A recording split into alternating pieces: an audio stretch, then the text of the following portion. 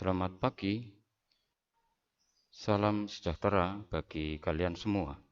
Semoga kalian tetap sehat-sehat selalu. Berjumpa lagi dengan saya, Daniel. Kita masih tetap dalam mata pelajaran IPS. Kali ini kita akan belajar di kelas 8. Kita akan belajar mengenai ASEAN. Baik, kita mulai.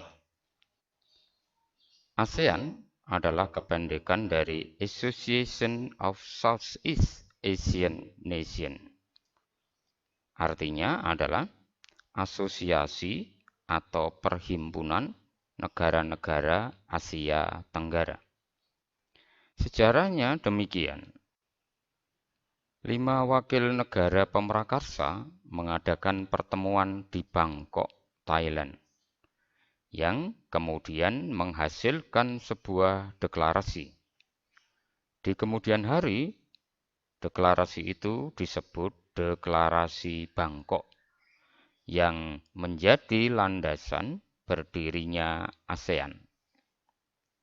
Deklarasi tadi ditandatangani pada tanggal 8 Agustus 1967. 5 negara pemrakarsa atau the founding members tadi adalah Thailand sebagai tuan rumah, kemudian Indonesia, Malaysia, Singapura, dan Filipina.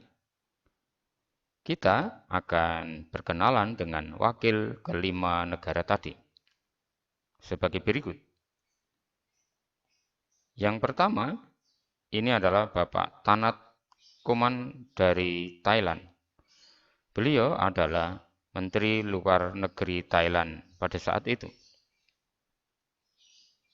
Kemudian yang kedua adalah Bapak Adam Malik dari Indonesia. Beliau juga pada saat itu menjabat sebagai Menteri Luar Negeri Indonesia. Dan kita tahu juga di kemudian hari beliau juga menjadi Wakil Presiden Republik Indonesia. Berikutnya yang ketiga adalah Tun Abdul Razak dari Malaysia. Beliau ini adalah Wakil Perdana Menteri, Menteri Pertahanan, sekaligus Menteri Pembangunan Nasional Malaysia pada saat itu. Berikutnya yang keempat adalah S. Rajaratnam dari Singapura. S itu singkatan dari Sinnathamby Rajaratnam dari Singapura. Dan yang terakhir adalah Bapak Narciso Ramos dari Filipina. Beliau juga adalah Menteri Luar Negeri Filipina. Ini adalah juga sebagai ayahanda dari Presiden Fidel Ramos yang pernah menjadi presiden di Filipina. Nah, gambar slide berikut ini adalah peristiwa penandatanganan Deklarasi Bangkok pada tanggal 8 Agustus 1967. Dari gambarmu itu dari kiri ke kanan, Bapak Narciso Ramos, Bapak Adam Malik, kemudian Bapak Tanat Koman, dan Tun Abdul Razak, dan terakhir adalah Bapak S. Rajaratnam. Nah, apa isi dari Deklarasi Bangkok? Kita akan lihat satu persatu. Yang pertama, mempercepat pertumbuhan ekonomi, kemajuan sosial, dan perkembangan kebudayaan. Yang kedua, meningkatkan perdamaian dan stabilitas regional. Yang ketiga, meningkatkan kerjasama dan saling membantu untuk kepentingan bersama dalam bidang ekonomi, sosial, teknik, ilmu pengetahuan, dan administrasi. Yang keempat, memelihara kerjasama yang erat dengan organisasi regional dan internasional yang ada. Dan yang kelima, meningkatkan kerjasama untuk memajukan pendidikan, latihan, dan penelitian. Nah, ini adalah tujuan ASEAN. Yang pertama, mempercepat pertumbuhan ekonomi, kemajuan sosial, serta pengembangan kebudayaan sebagai landasan menuju masyarakat bangsa-bangsa Asia Tenggara yang sejahtera dan damai.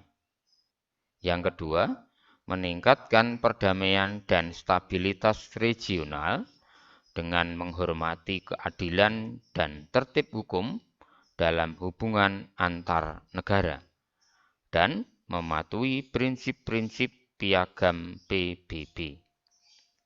Kemudian yang ketiga, meningkatkan kerjasama yang aktif, saling membantu dalam masalah-masalah yang menjadi kepentingan bersama di bidang ekonomi, sosial, teknik, ilmu pengetahuan, dan administrasi. Nah, secara keseluruhan, secara umum, dan bisa disimpulkan, bidang-bidang kerjasama ASEAN adalah sebagai berikut. Nah, ini dia. Yang pertama adalah bidang ekonomi. Kemudian yang kedua adalah bidang politik. Yang ketiga adalah bidang sosial budaya, di mana di dalamnya termasuk bidang pendidikan.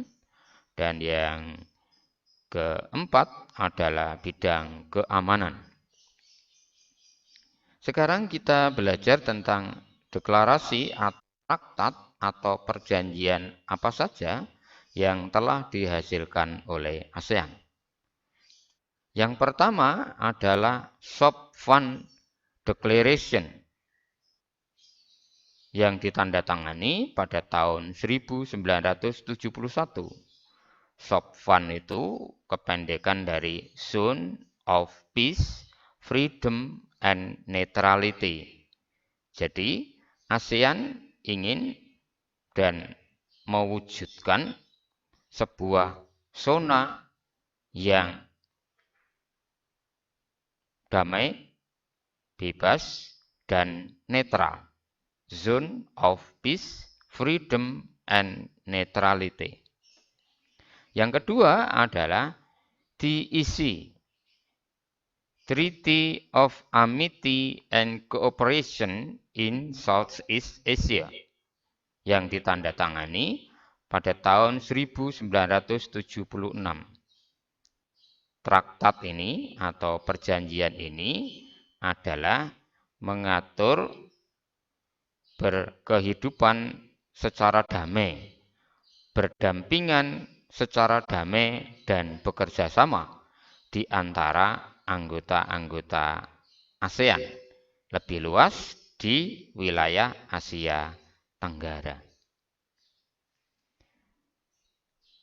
Nah, demikian untuk sementara materi kita tentang kerjasama ASEAN, yang tadi kita sudah membahas sejarah, perkenalan dengan para deklaratornya, dan tujuan serta isi deklarasi serta bidang-bidang kerjasamanya.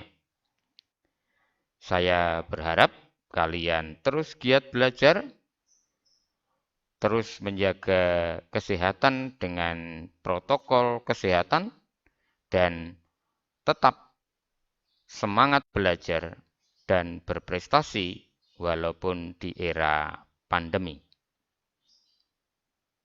Demikian dulu. Terima kasih.